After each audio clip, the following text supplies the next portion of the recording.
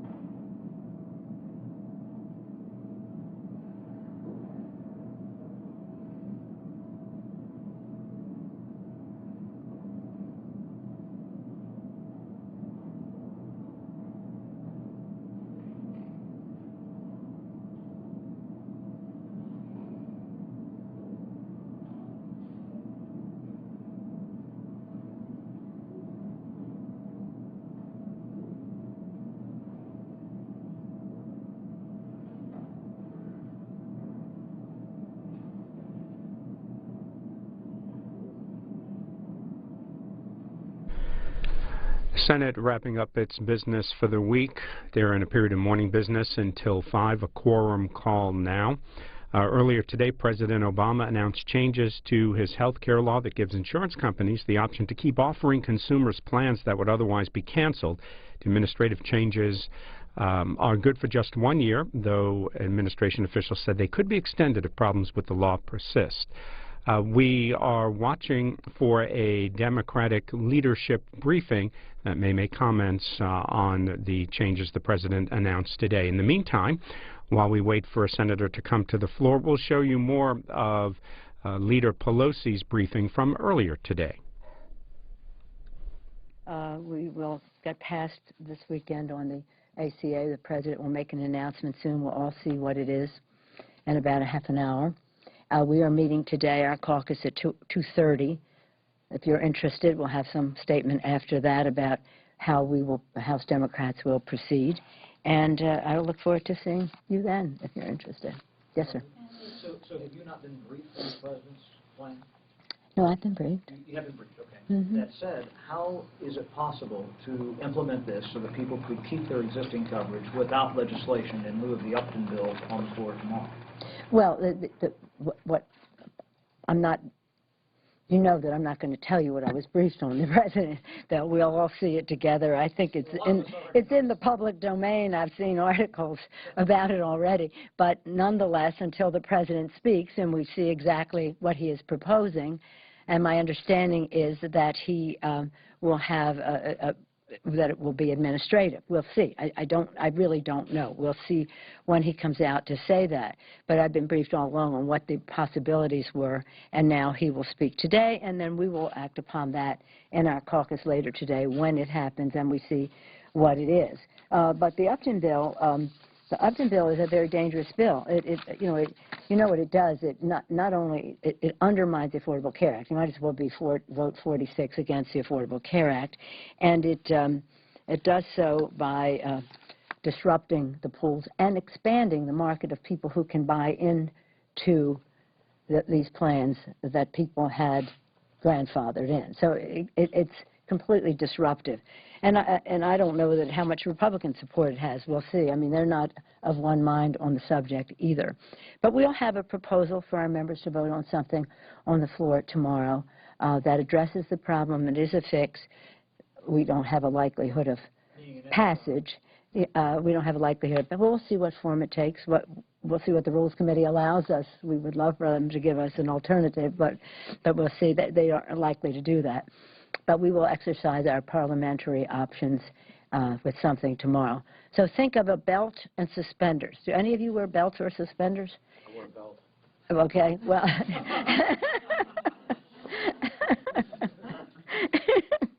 well, think of a belt and suspenders.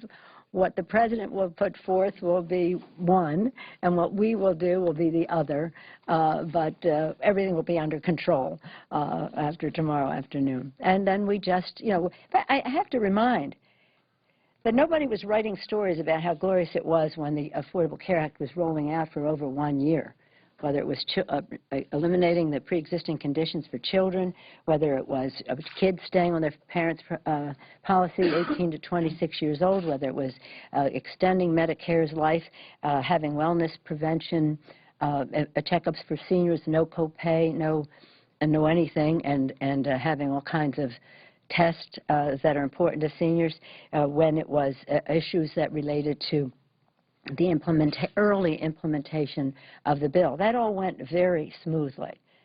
You know what we went through to pass it. You know what we went through to meet with the court, to meet the court challenges. It survived all of that. This is a valued entity in America. It's about economic and health security for America's families. So we'll take the back and forth of the glitches in a website causing problems, and it is problematic. It's not just about people not being able to enroll.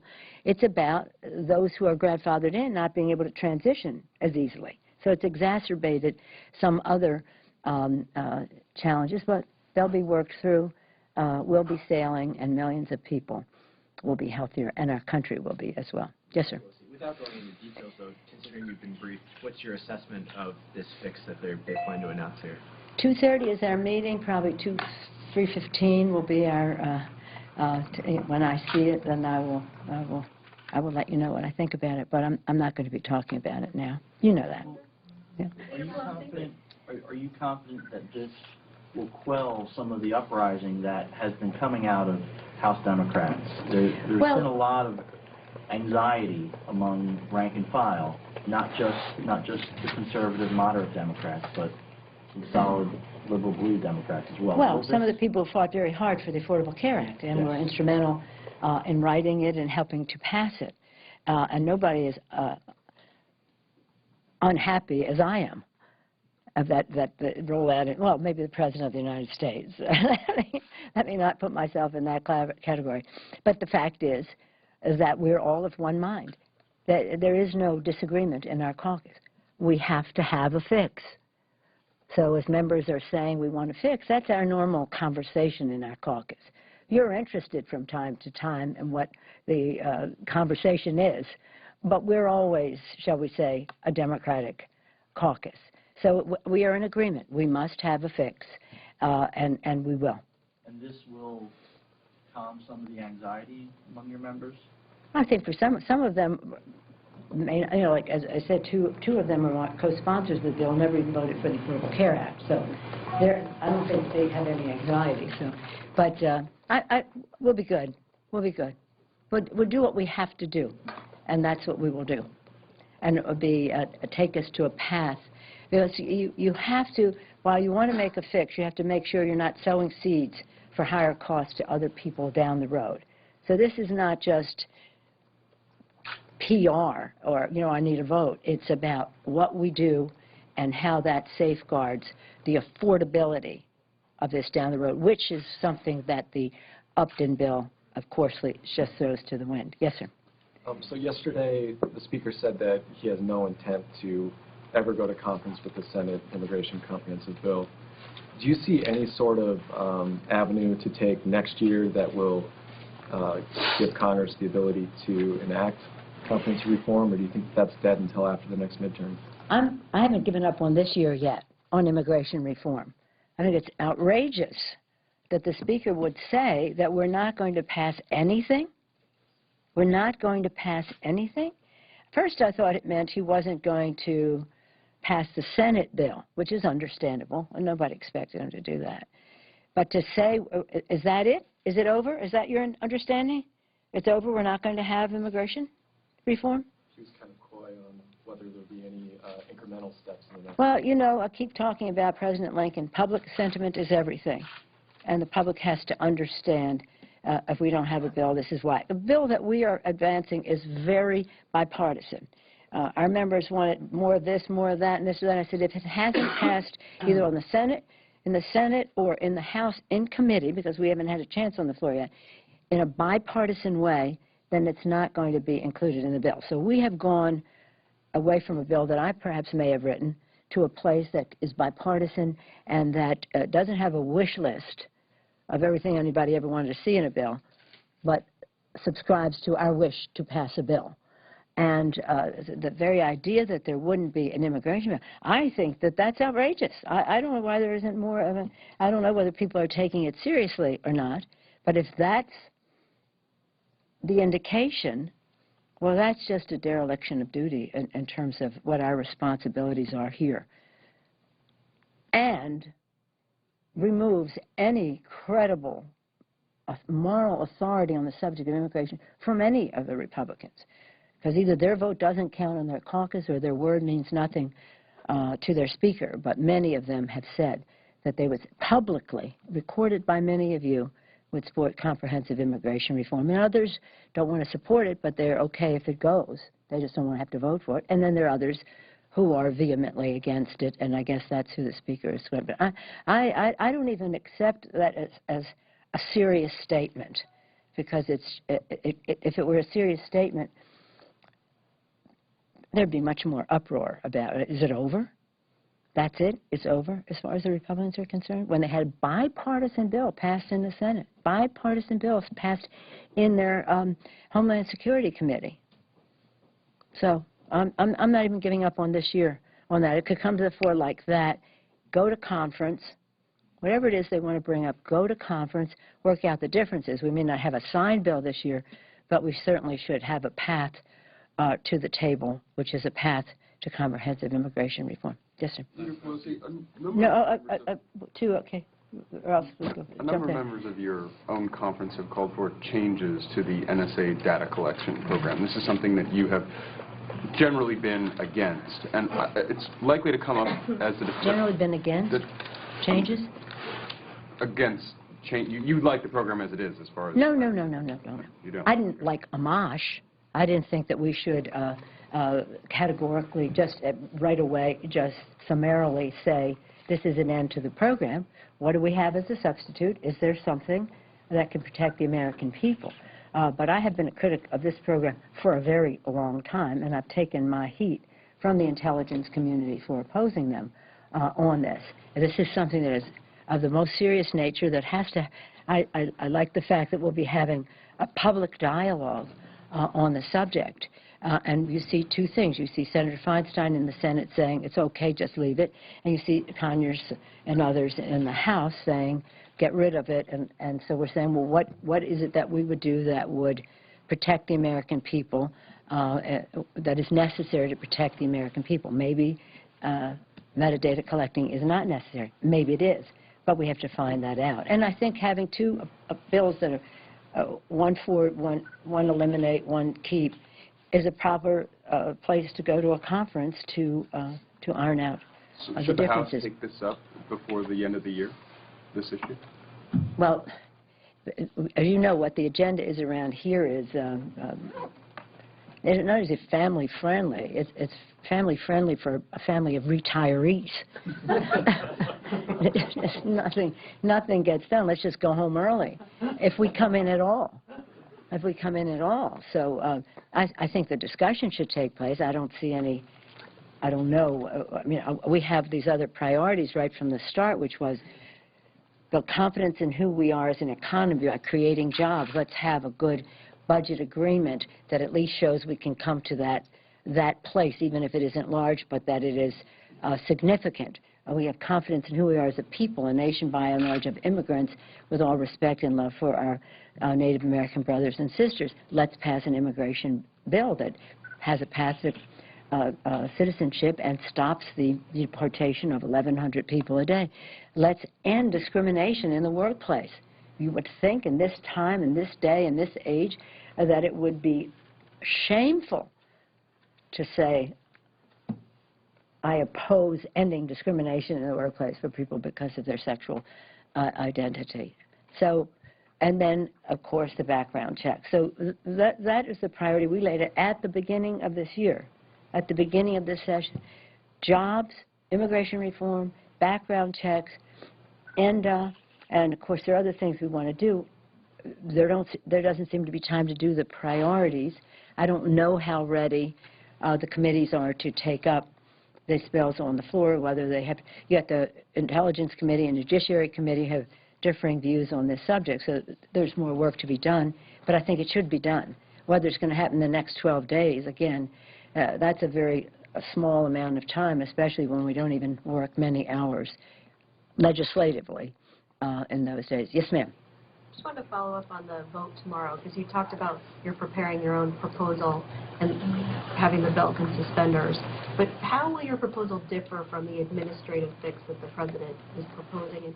And is this more about giving your members something to vote for as an alternative? 3:15 outside the room, because we have to discuss this with members as to what path they want to take, contrary to what you might think. We build consensus, and then we get behind that. So, but you must not think the administrative fix is sufficient if you are offering... No, I don't know that at all. I don't know that at all. And one thing I do is I like to see what it is we're talking about and not think I understand what it is before it is said, and so my members can appreciate what it is as well. But I can't decide between a belt and suspenders. I want to do both. I want to do both. And so we'll do this. Again, as we're talking, hopefully the website is improving. I'm a big believer in technology, so I believe that it is possible for that to happen in a short period of time, and that will solve a lot of the challenges that we have. But I salute the President for coming forth with a fix. I look forward to his public presentation of it. And I myself, I would probably not have had so much in the public domain before, because you're asking me what I think of it, so people might be asking other people what they think of it before we even really see what it is. And my impression might be very positive, others might not. I'd just rather see what the President said. I promised you yesterday you could have a question, so... Hi, I'm sorry for the delay. I was wondering if you can comment on the immigration reform and what kind of plan B do you have in order to move this agenda? Not this year, next year, so I would like to hear some comments on that. Sorry if you already commented on it. Well, I did, but I will just say that, quoting Lincoln again, public sentiment is everything. The only way this is going to happen is if it's too hot to handle. This is the too hot to handle agenda. This is an agenda the American people overwhelmingly support. Immigration reform, background checks, and now called Brady background checks, and the immigration and background checks. Those three things are strongly supported across the board by the American people, A. B, on the subject specifically of immigration reform, it is absolutely essential that we get something done. We have a problem that we must address as soon as possible. And so I haven't given up on this year. I hope that somebody will wake up on the other side of the aisle and decide that it's the right thing to do, at least to have a vote, just to have a vote. And why wouldn't they bring it up? But there'd be two reasons why you wouldn't bring it up. Because they know we have the votes, right? Or they think we don't have the votes. Well, bring it up and prove it, and then that's the end of the day. But they're not bringing it up because they know we have the votes are there to pass something, to go to conference, to come back and be voted upon, go to the President's desk. So as to your question, over and over again, this has to be more outside pressure, too hot to handle. That's how we passed the Violence Against Women Act. You remember they didn't want to take it up. They didn't want to take it up. 600 days passed since the expiration of the authorization of the Violence Against Women Act, which, boom, outside pressure, pressure, pressure. Finally, they brought it to the floor, but only if they could bring another bill that said we don't, ours was ending violence against women, and all the beautiful initiatives that spring from that legislation. Their bill said were opposed to violence against women, in case you have, unless you're an immigrant woman, a Native American woman, or an LGBT woman. That gave cover, I guess you would say cover, I don't know if that's the proper word in the same, to their members so that some of them could vote for the violence against women. I add, over 60% of the Republicans voted against the Violence Against Women Act. Over 60% of the Republicans voted to have tolerate violence against women if you're LGBT, if you're a Native American, or if you're an immigrant. So we have a difference of opinion here. So getting back to the immigration, I think we have to do what we did with the Violence Against Women Act, is to take it to the people and have them weigh in with their members of Congress. Even if they're not going to win their vote, they could win their support to urge the Speaker to bring the bill to the floor. By the way, $150 billion to our economy in the first year, nearly $1 trillion, over $900 billion to our economy over the 10-year period, which is how we do bills, budgeting 10-year periods. So this is an economic initiative, as well as being an immigration issue, as well as being a moral issue for our country. Our economy will benefit, our prestige will grow as a country, because we do, as we say, respect every person in our country. Thank you very much. Pretty soon, 11:30, I'll get to my office. See you, 3:15, what'd you say? 3:30? Tell us. We'll see who, as my kids say, everybody who cared was there. We'll see who really cared. There's a vote at 2:30 to 45. Thank you.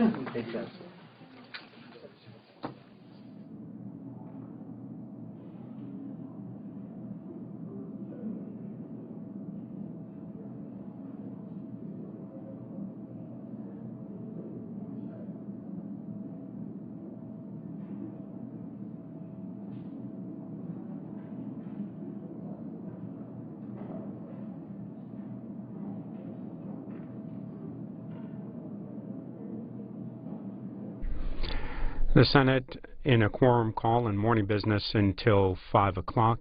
Meanwhile, in the House, Republicans have gathered dozens of members to speak about the health care law. You can watch House coverage live on C-SPAN. We are watching for a briefing from the Democratic leadership responding to President Obama's announcement today about giving insurance companies the option to keep offering consumers plans that would otherwise be canceled. Reaction is coming in on the president's announcement today. Senate Minority Leader Mitch McConnell saying in part, President Obama's announcement doesn't even come close to fixing the problems that so many Americans are facing right now as a result of canceled health care plans and skyrocketing premiums. And House Speaker John Boehner, the president has absolutely no credibility on his promise. True to form, it appears this is little more than a political response designed to shift blame rather than solve the problem.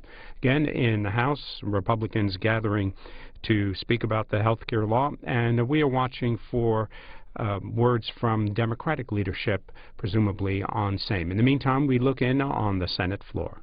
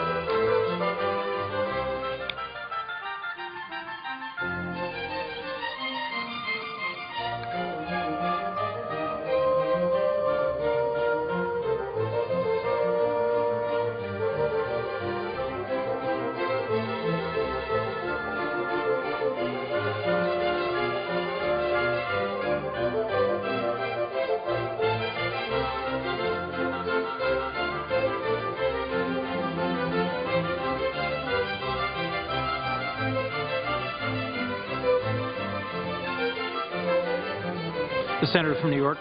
I ask unanimous consent that the quorum call be vitiated. Without objection. I ask unanimous consent to speak as long as the time for which I consume. Without objection. Mr. President, I rise today to talk about an amendment that I plan to introduce to the National Defense Authorization Act next week. This is an amendment known as the Bipartisan Military Justice Improvement Act. Now, I want to thank my colleagues on both sides of the aisle for the leadership in this effort. As we've said from the beginning, this is not a Democratic idea or a Republican idea. It's good, plain old, common sense. It's the right idea that is necessary to protect the men and women who fight for our country and our values in uniform every single day. So I want to thank the broad coalition of supporters for their leadership, former generals and commanders, veterans, advocates, who are making their voices heard so that they know these horrible crimes aren't going to happen to someone else, that the justice system we build is one they are deserving of. They are urging Congress to use its responsibility of oversight and accountability to use their role head-on by finally creating an independent military justice system that gives survivors of these horrific acts of violence a fair shot at justice. A system free of inherent bias and conflicts of interest that currently exist within the chain of command, that will enable survivors to come forward and to hold their perpetrators accountable. The strong and growing bipartisan coalition of senators, survivors, veterans, retired generals, commanding officers, and advocates are showing this is not only free from partisan politics and ideology, but it's a pro-military piece of legislation that actually strengthens our military readiness. It strengthens unit cohesion. It strengthens good order and discipline. This week began with all Americans saluting to our veterans, honoring our solemn commitment to the brave men and women who join the armed services for all the right reasons, to serve our country, defend all that we hold sacred, make America's military the best the world has ever known. These men and women put everything on the line to defend our country. Each time they are called to serve, they answer that call. But too often, these brave men and women find themselves in the fight of their lives, not on some foreign battlefield in another place against an unknown enemy, but within their own ranks on this soil, among men and women who they serve with. They are victims of a horrific act of sexual violence. Sexual assault in the military is not new, but it has allowed to fester. It's been festering in the shadows for far too long. And when our commanders have said for the past 25 years there is zero tolerance for sexual assault in the military, what they really mean is there is zero accountability.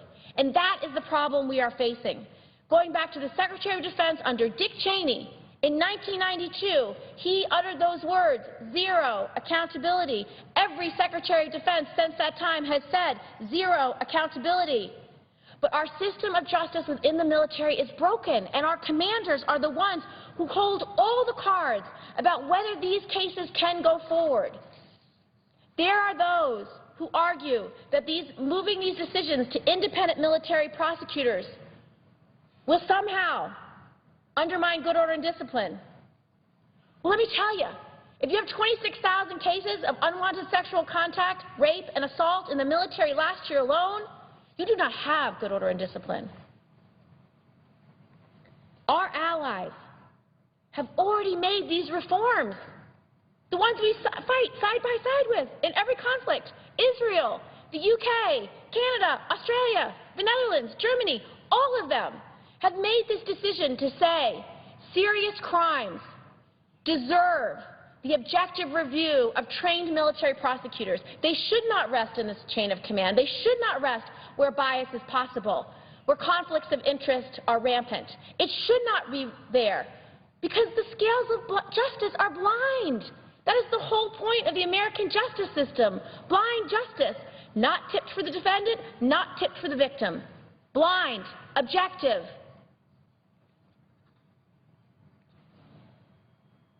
We have a Defense Department panel that is actually taking up evidence on this issue. They had a hearing. They asked members from our allies to come and testify about when they made this change, when you took this decision-making out of the chain of command. What happened? Did you have a falling off of good order and discipline? They testified no. The Director General of the Australian Defence Force Legal Service, Paul Cronin, said that Australia had faced the same set of arguments from their military leaders in the past. Quote, "It's a bit like when we opened up to gays in the military in the late 80s, Cronin said. There was a lot of concern at the time that there'd be issues, but not surprisingly, there haven't been any." There are those who argue that somehow our commanders would no longer be accountable. Let me be clear about this. There is nothing in this bill that takes commanders off the hook. They are still responsible, solely responsible, for maintaining good order and discipline, for setting the command climate, for saying these rapes aren't going to happen on my watch, and if they do, victims can come forward and know they will be protected. They are responsible for making sure there is no retaliation. But you know what? Last year alone, for those 3,000 brave survivors that did come forward and report what happened to them, 62% were retaliated against. 62%! That means those command climates failed to protect victims, telling their commanders, I've been raped, I've been sexually assaulted, I've been brutalized, and justice has to be done. And what does retaliation look like? Commanders saying things like, it's your own fault, you're to blame, you're the problem. If you report this crime, I'm going to write you up on drinking or adultery. Do you really want your military career to end? And for so many victims, that's what's happened. They're forced out of the military. All they want to do is serve this country, some of our best and brightest. We are losing them because justice is impossible for them.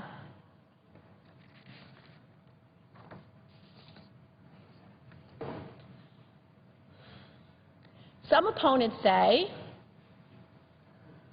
that this reform will cost too much money.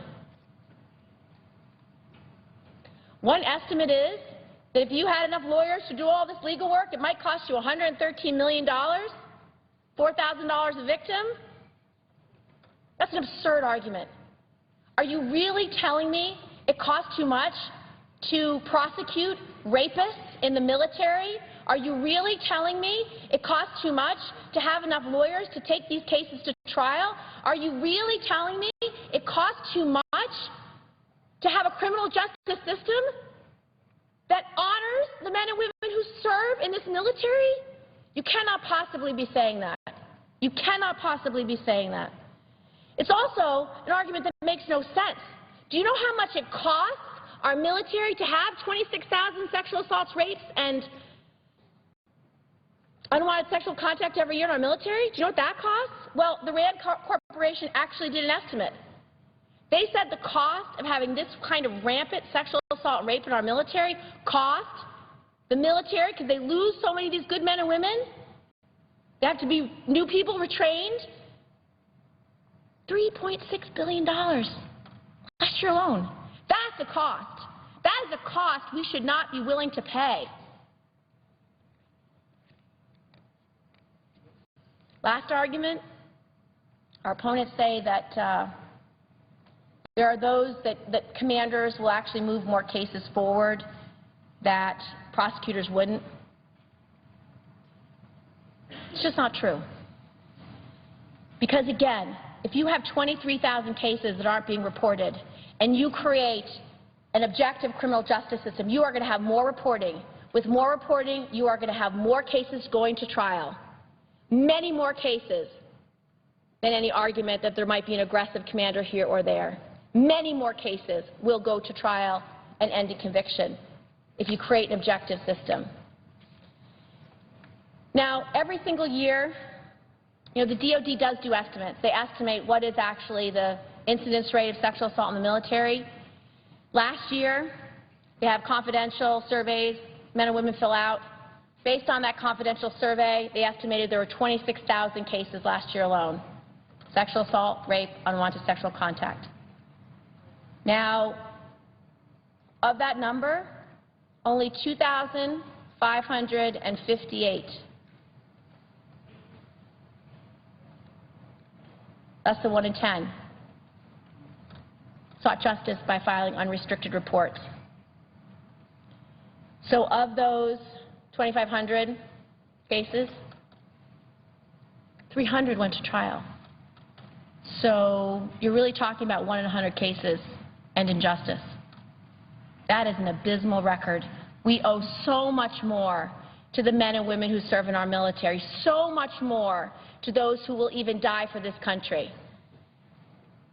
A chain of command-oriented system that produces only 302 convictions of 2,558 actionable reports is simply not holding enough alleged assailants accountable.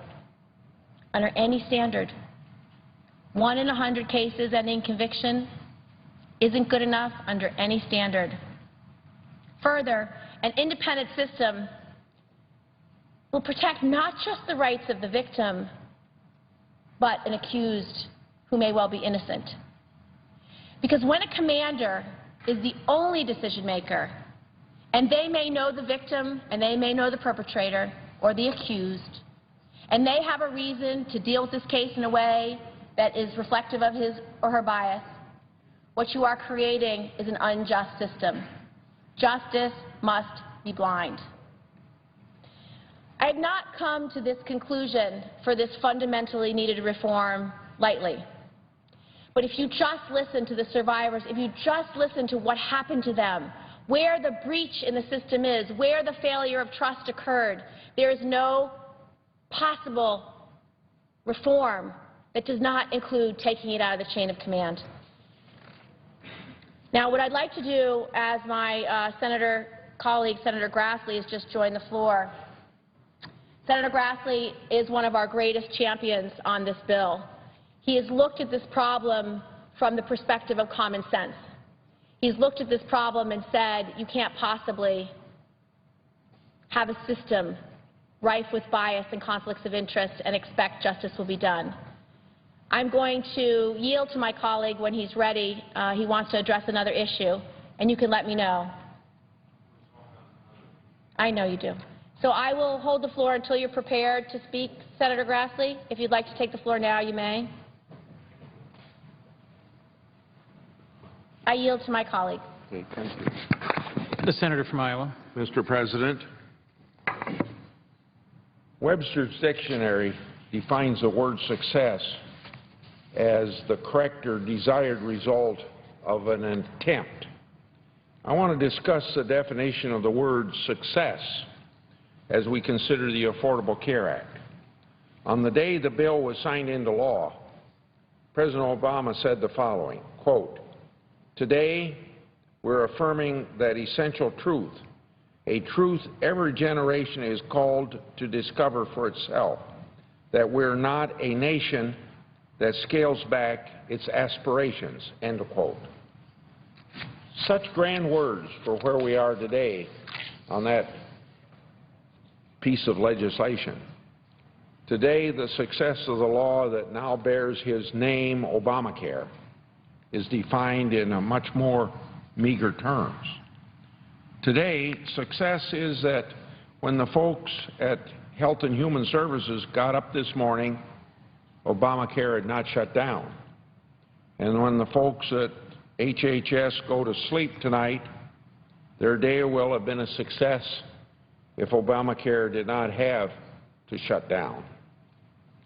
Think of all that. Think of all that we've been through to this point after 4 years. The fight over the bill and the extreme legislative means used to pass it through Congress. Then think about the 2010 and 2012 elections. Think about the Supreme Court decision that effectively repealed half of the law's coverage. Think of all the changes made to the law through regulation to make sure Obamacare launched. Think of the postponing of the employer mandate. Think of the postponing of lifetime limits. Think of the impact that this law has had on our economy. It's had quite an impact on the economy. People losing jobs, people losing health insurance they currently have because if you like what you have, you may not be able to keep it. And let's talk about that issue for a minute. If you like what you have, you can keep it. This was the promise the President made to the American people at least 36 separate occasions. It's a great soundbite. It's easy to say. It rolls easily off the tongue. It's also not true. It was never true. It was obviously not true when the law was written. It was obviously not true when the first proposed regulation came out. This is what I said on the Senate floor September 2010, quoting myself. Only in the District of Columbia could you get away with telling people, if you like what you have, you can keep it, and then pass regulations 6 months later that do just the opposite and figure that people are going to ignore it, end of quote. It's not that I have some magic crystal ball. Simple, we all knew it. The administration certainly knew the day would come when millions of people would receive cancellation notices of their insurance policy. Now my constituents clearly know it. I've heard from many Iowans who found out the hard way that the President made a bunch of pie-in-the-sky promises that he knew he couldn't keep. Constituents like this one from Perry, Iowa, who wrote to me saying, quote, my husband and I are farmers. For 9 years now we have bought our own policy. To keep the costs affordable, our plan is a major medical plan with a very high deductible. We recently received our letters that the plan was going away. Effective January 1st, 2014, it will be updated to comply with the mandates of Obamacare. To manage the risk of a much higher premiums, our insurance company is asking us to cancel our current policy and sign on to a higher rate effective December 1st, 2013, or we could go to the government exchange. We did not keep our current policy. We did not keep our lower rates. I now have to pay for coverage that I do not want and will never use. We're not low-income people that might qualify for assistance. We are the small business owner that is trying to live the American dream. I do not believe in large government that wants to run my life, end of quote.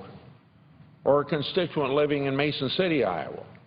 Quote, my wife and I are both 60 years old, and I have been covered with an excellent, well-marked Blue Cross Blue Shield policy for several years. It is not through my employer. We selected the plan because it had the features we wanted and needed, our choice. And because we are healthy, we have a preferred premium rate. Yesterday, we got a call from our agent explaining that since our plan is not grandfathered, it will need to be replaced at the end of 2014. The current plan has a $5,000 deductible and the premium is $511 per month.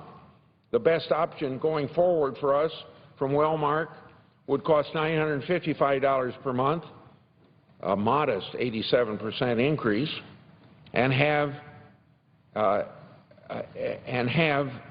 deductible. And because we have been diligent, responsible, and saving for our upcoming retirement, we do not qualify for any taxpayer-funded subsidies, end of quote. These are just two of many letters, emails, and phone calls that I've received from Iowans.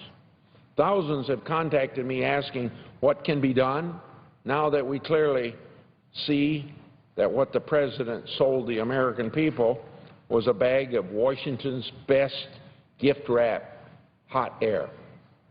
I asked the President, I asked my colleagues here in the Senate, to look at all we've been through as a country, all the grandiose talk about the importance of this statute.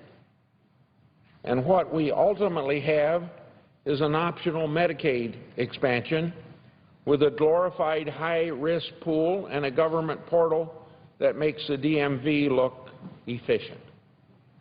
Americans deserve better. They voted for better. But this administration will somehow trudge ahead. Keep the doors open. Thousands of people enrolled instead of millions. They just released a number this week for the 36 states using the malfunctioning federal exchange. Fewer than 27,000 people, including people who haven't actually committed to purchase the plans, those who have put it in their shopping cart. Less than 27,000 people. That's about 19 people per day per state. So the administration will limp along with this pitiful sign-up process, hoping to get people properly assigned to health plans. And if the assignment of individuals to plans fails miserably on January 1st, the administration will dig in and sort it out. If the risk pools are a disaster, the administration will use extra regulatory, by any means necessary tools to keep this program afloat. Because for all the talk of this bill being, in the words of the Vice President, and you saw this on television, in the words of the Vice President, a very big expletive deal, success is not defined in the desires of 2010, but in making sure Obamacare exists in some form or fashion on January the 20th, 2017. We saw more of this digging in and sorting out this very day when the President spoke.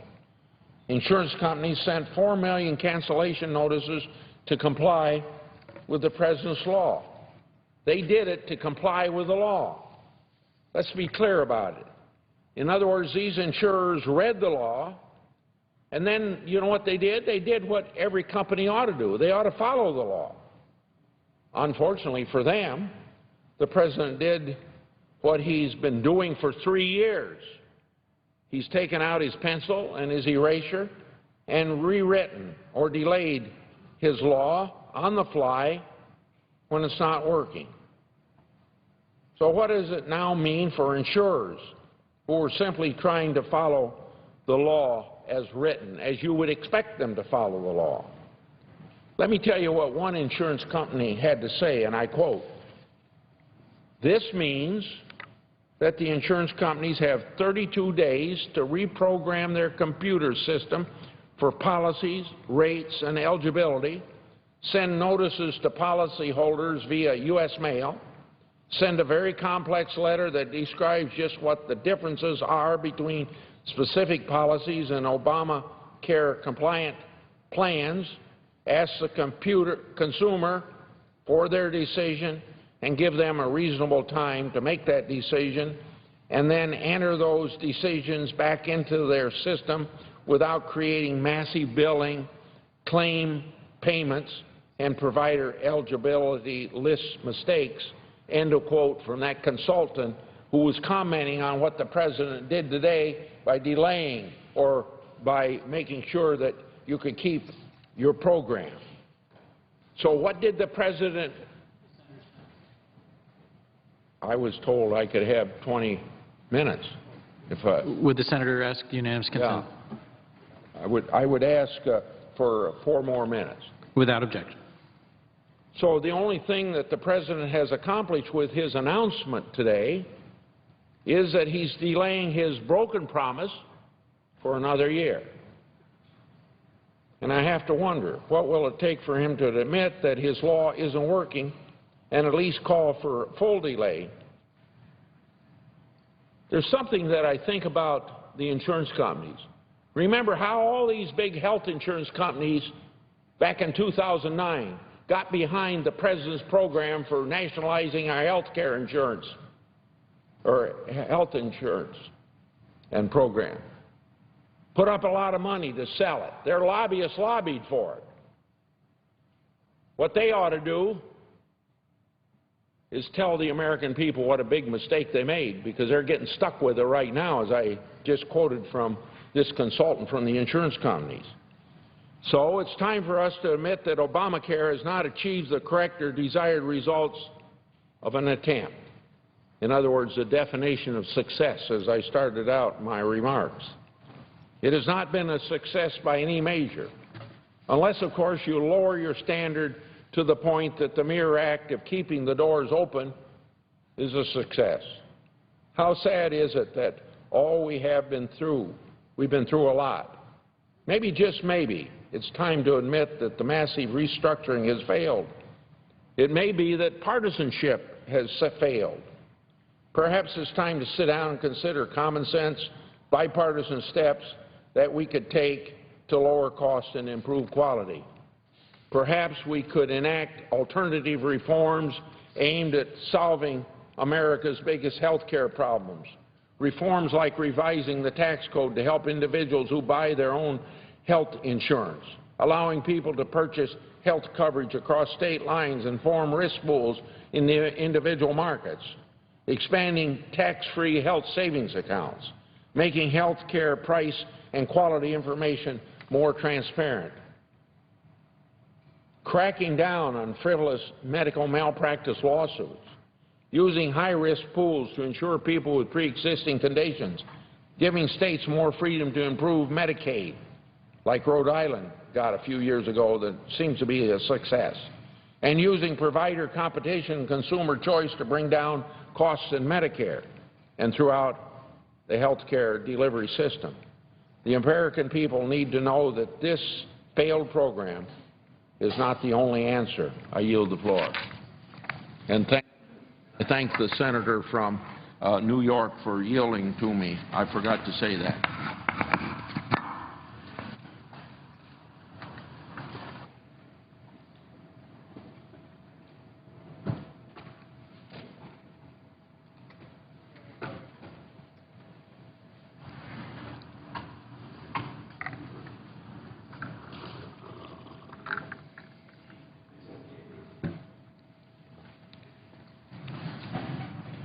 Mr. President.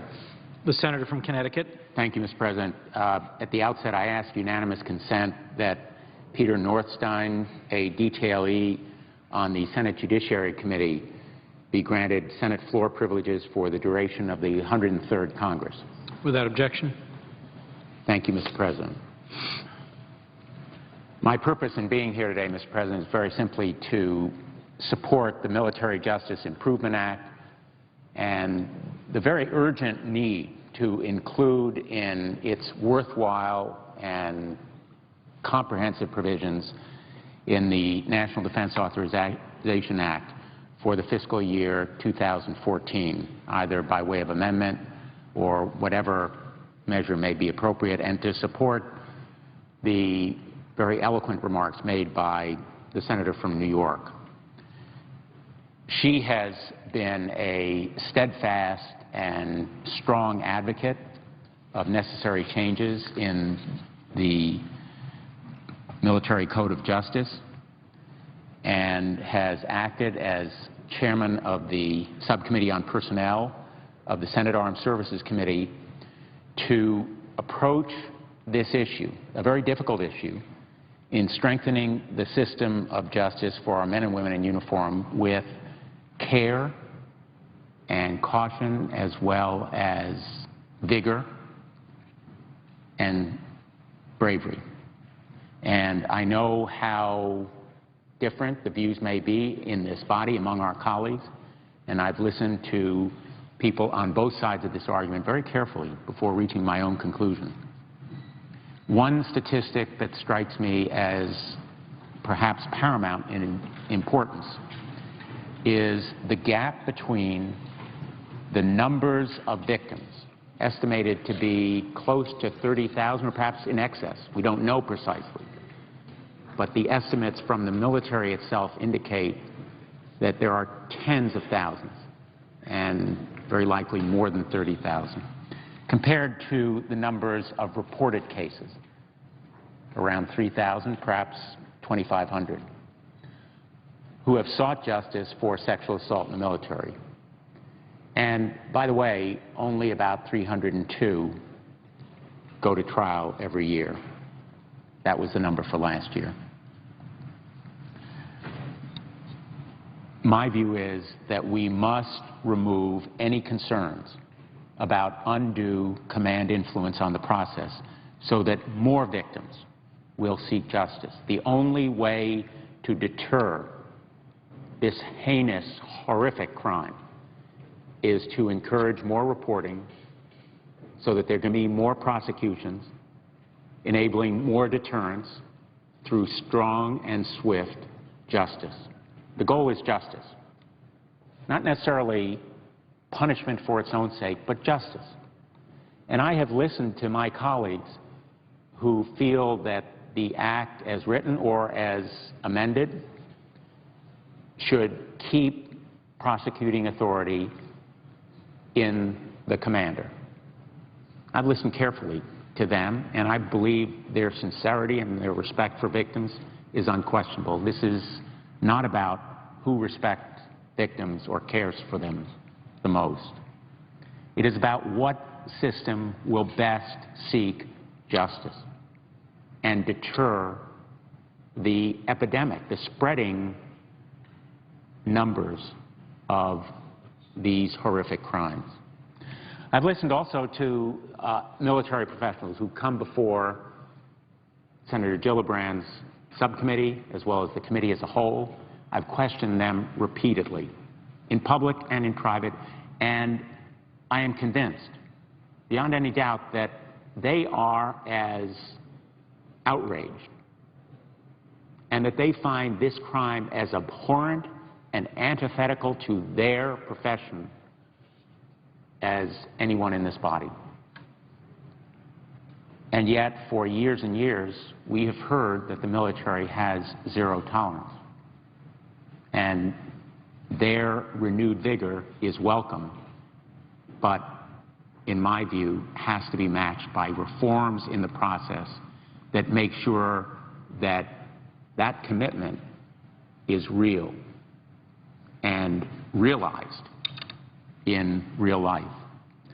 But most important, Mr. President, I've listened to the victims who have come both publicly and privately to the Armed Services Committee where I serve and have told their stories, and told their stories also in writing and in documentaries like The Invisible War, a very powerful and compelling argument for reform. I've listened to them as they have expressed to me what matters to them in the fear of retaliation and adverse effect on their careers from the present structure of prosecuting authority. And I believe that prosecuting authority should be made the responsibility of an independent, experienced, objective, trained professional. I recognize and I understand that there is immense power in the present system given to any commander who sends men and women under his power, potentially to give their lives for their country. And their argument and feeling that they should hold the same power over punishment for crimes that those men and women may commit under their command. Good order and discipline, I recognize, is a profoundly important goal, and one of the paramount goals, and an irreplaceable and undeniable goal. Good order and discipline is hardly well served by acts of sexual assault in the military, which is why those professionals say they have zero tolerance for this heinous crime. And I've listened to them about why they feel that the present system should be continued. We need a military justice system that works as well in Camp Leatherneck as it does in Camp Pendleton or Camp Lejeune. And we need a justice system that works well, not just in one season or another politically, but in all seasons, at all times, for all men and women. And I think that the approach best suited to reach that goal is the one that is embodied in legislation that has been introduced by the senator from New York, Senator Gillibrand. And of course, in listening to all those sources of insight and perspective on this issue, I also have regarded my own experience as a prosecutor. And I would say the most difficult decisions I made as a U.S. attorney prosecuting under federal law and a state attorney general, largely with civil authority, was whether to charge and what violations of law to charge. Because as a practical matter, the charge can ruin a life, often does. Ruin a career, ruin a family, ruin an individual's standing in society, even if that individual is eventually found not guilty at trial. The charge stands forever. And I found that those decisions, whether to charge, were often the most difficult decisions that I had to make, not only because of the consequences to the individual, but the difficulty of making a decision about whether a fact finder, whether a court or a jury, would conclude that every element of the crime as charged was proved beyond a reasonable doubt. That is the responsibility of the jury or the judge, depending on who's trying the case and who the fact finder is.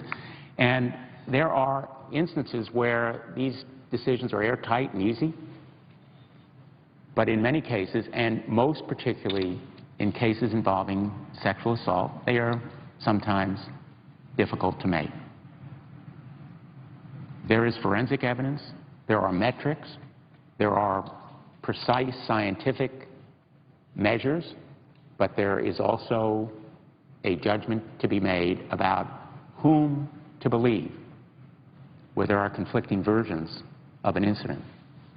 And that is why I believe that these decisions should be made by professionals who have experience, who know how to prove cases, how to try them, how to bring them in court, and who are capable of making decisions that will not only be fair and objective, but will be seen as fair and objective. Because in the criminal justice process, often perception is as important as reality when it comes to a victim coming forward to put his or her life on the line and complain, particularly in a system like the military, but often in society in general.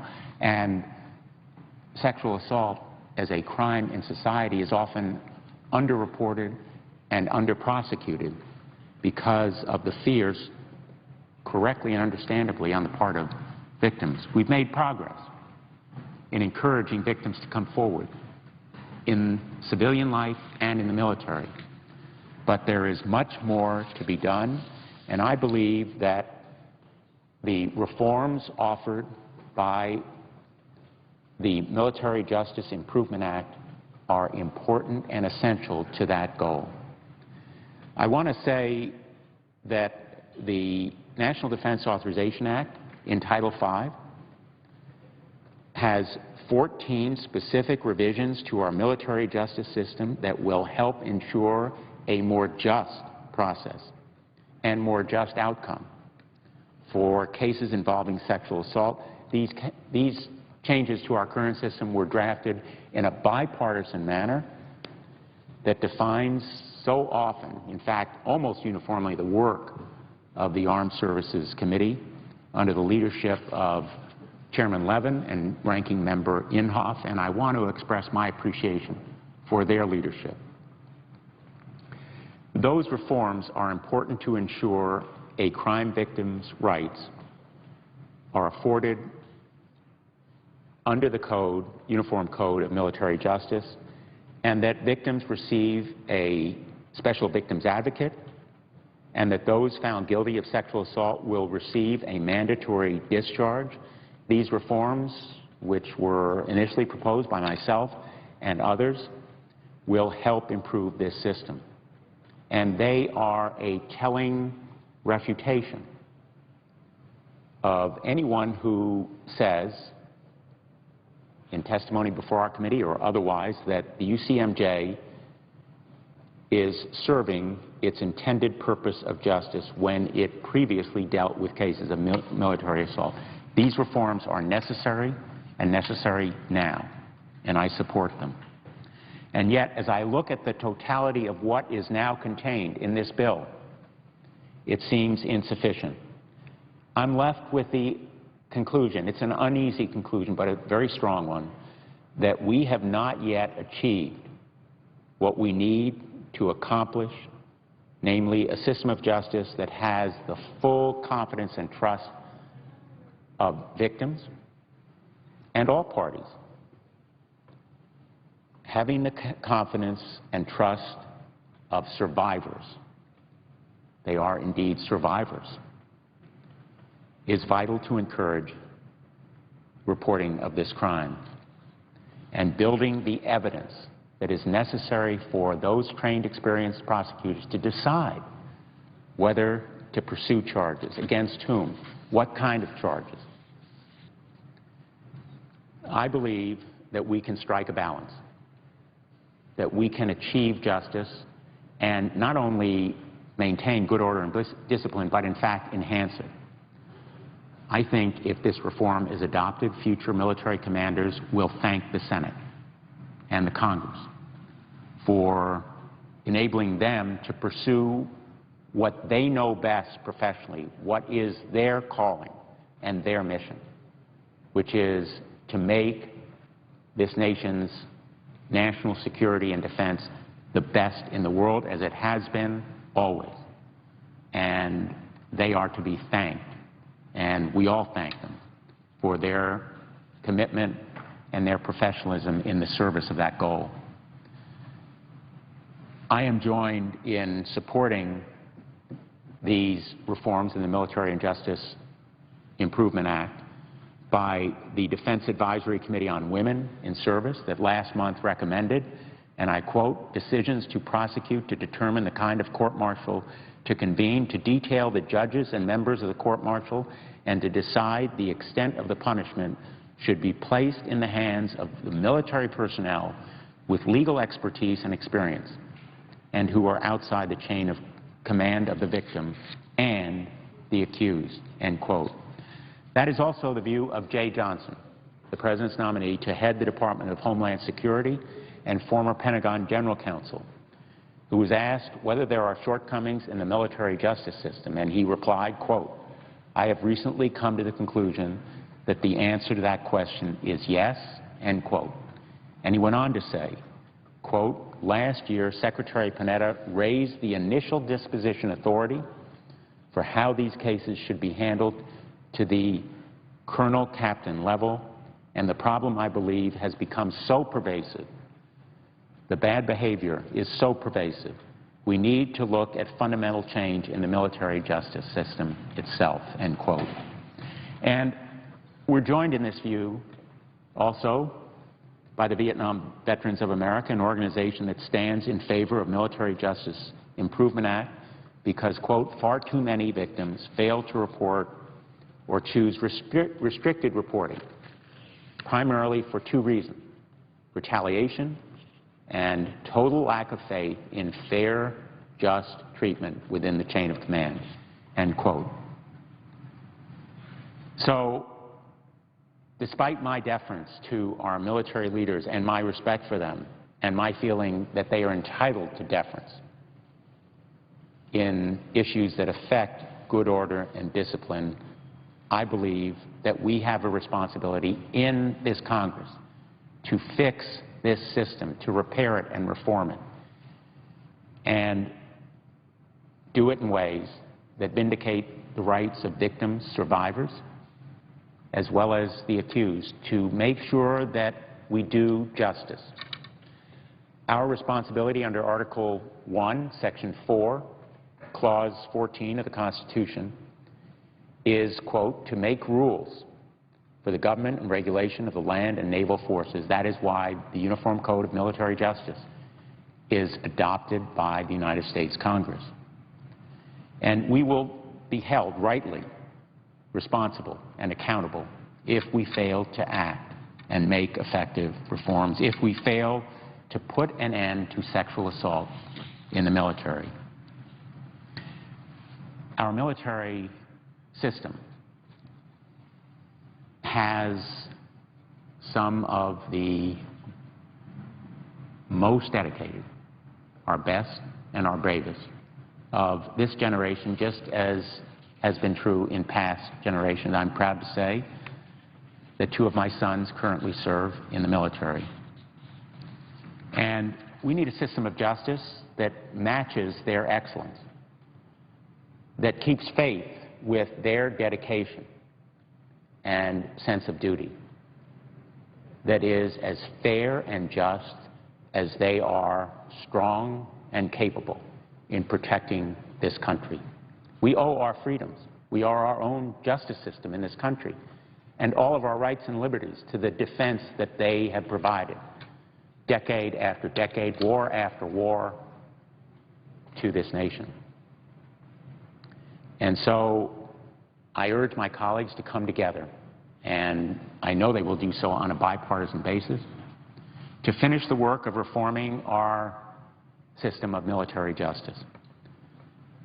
I look forward to the day of realizing a very simple ideal, that every service member who is a survivor, a victim of sexual assault, is entitled to an independent arbiter, an objective prosecutor, with the knowledge that that victim will be embraced and supported by the system and welcomed back into the ranks, even as they face the grueling and painful task of being involved in the prosecution. And I look forward to the day also that any perpetrator knows, without question,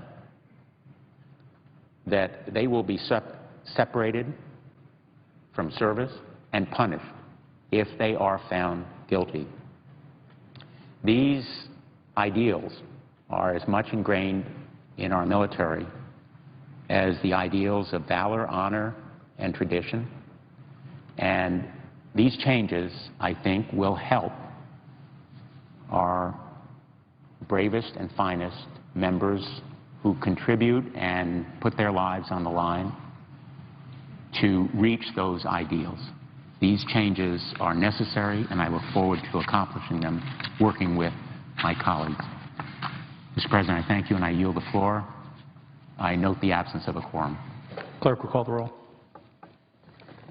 Mr. Alexander.